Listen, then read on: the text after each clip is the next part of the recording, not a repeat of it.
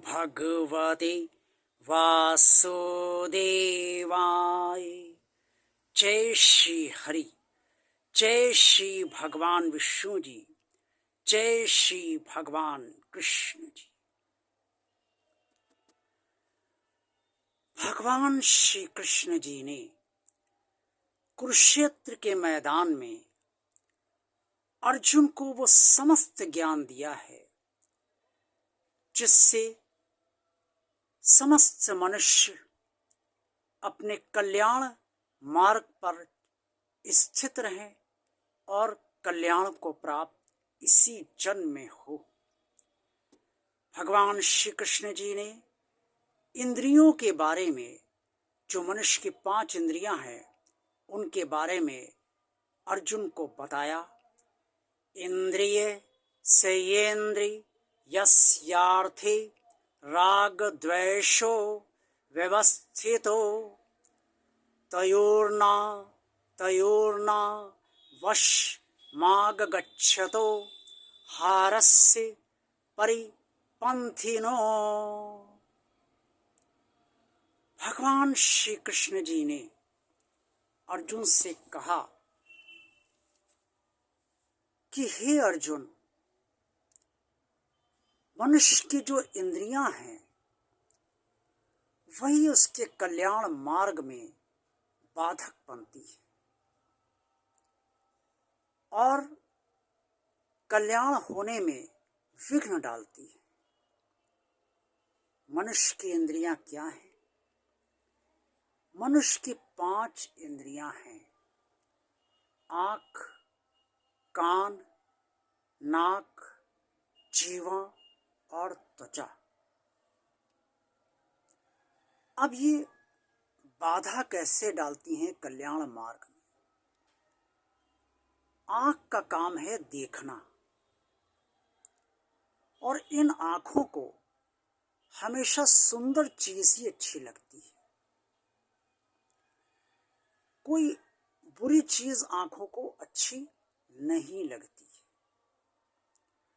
जो आँख को पसंद आ जाए उसे ही हमारा मन कहता है कि हम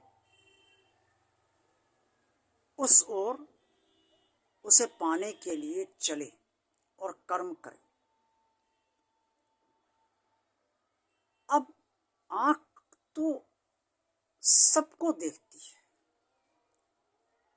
आँख, इस आँख से हम माँ को भी देखते हैं, पिता को भी देखते हैं, समस्त रिश्तों को देखते हैं और पत्नी को भी देखते हैं। इसी तरह से कान सुनते हैं।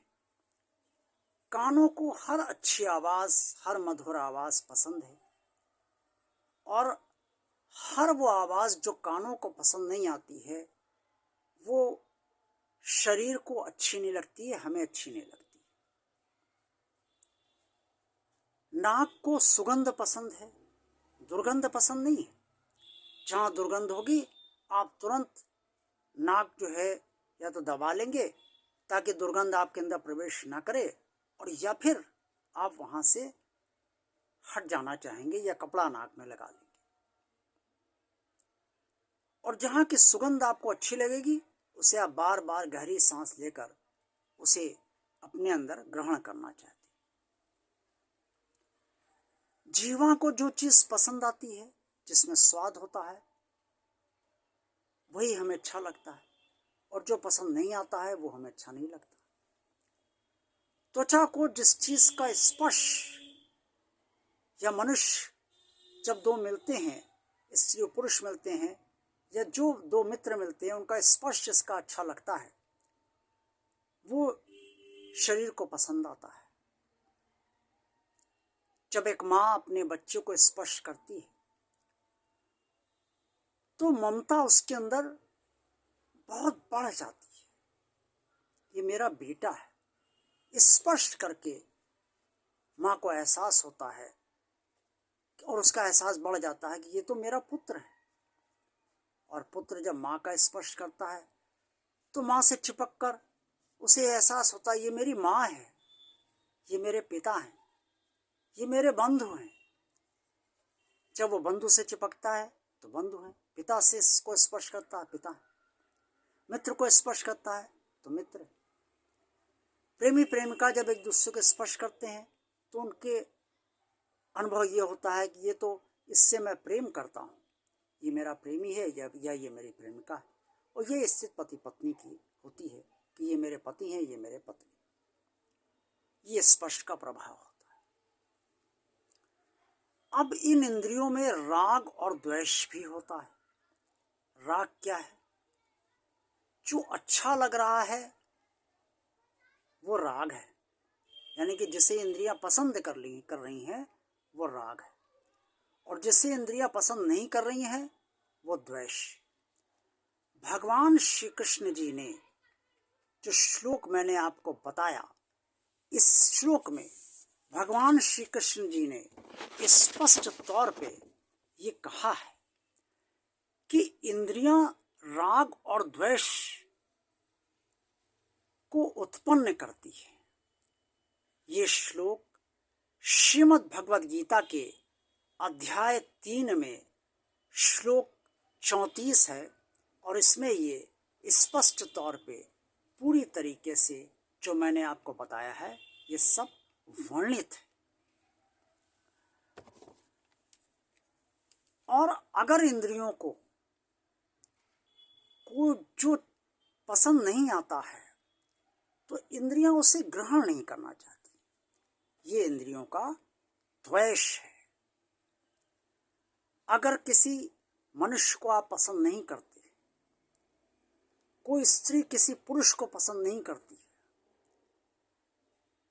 कोई आपका किसी मित्र से पहले बहुत प्रेम व्यवहार था और बाद में प्रेम व्यवहार खत्म हो गया, अब आप उससे मिलना तक नहीं चाहती, तो आपकी आंखें उसे देखना तक नहीं चाहती। आप उसे दूर से भी देखना पसंद नहीं करेंगे, आप उसकी आवाज़ तक सुनना नहीं चाहेंगे, आप उससे बात तक करना नहीं चाहेंगे, और आप उसके आसपास रहना नहीं चाहेंगे। ये सब इंद्रियों का ही तो प्रभाव है, क्योंकि अब राग खत्म हो गया, द्वेष आ गया, और जो अच्छा लग रहा है उससे आप बार बार मिलना चाहेंगे। मित्र से मित्रता बहुत गहरी, आप बार बार मिलना चाहेंगे।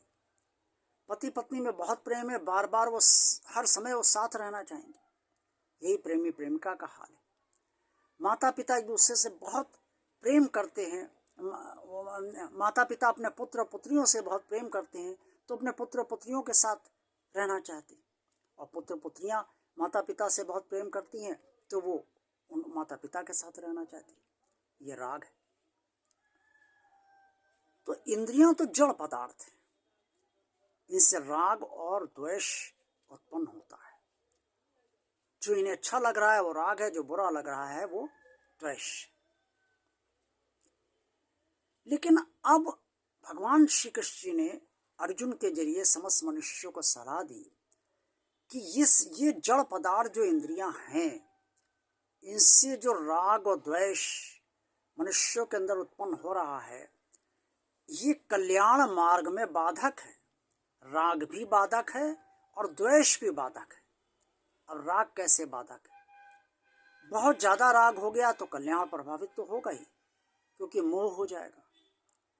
बहुत द्वेष हो गया तो उससे गलत कर्म उत्पन्न हो जाएंगे, बुरी भावना होगी, दुर्भावना उत्पन्न हो जाएगी, गलत विचार आ जाएंगे, और इन सबका गलत फल यानी कि इन सबका बुरा फल मनुष्य को प्राप्त होगा और कल्याण मार्ग बाधित अवश्य होगा। और मोह से भी कल्याण मार्ग बाधित होगा, क्योंकि कल्याण होता है परमात्मा से।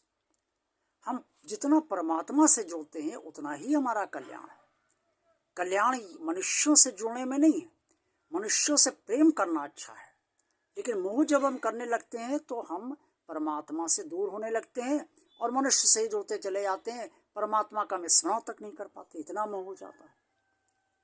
तो ये भगवान कृष्ण ने कहा गलत है, मोह नहीं होना चाहिए। मोह बहुत बढ़े हुए राग का प्रतीक है, और द्वेष नहीं होना चाहिए। द्वेष जितना बढ़ेगा उतनी दुर्भावना बढ़ेगी, उतनी गलत कर्म हमसे करवाएगी, उतने गलत विचार हमसे सोचवाएगी और उसके बुरे परिणाम अंततः हमें ही भोगने पड़ेंगे।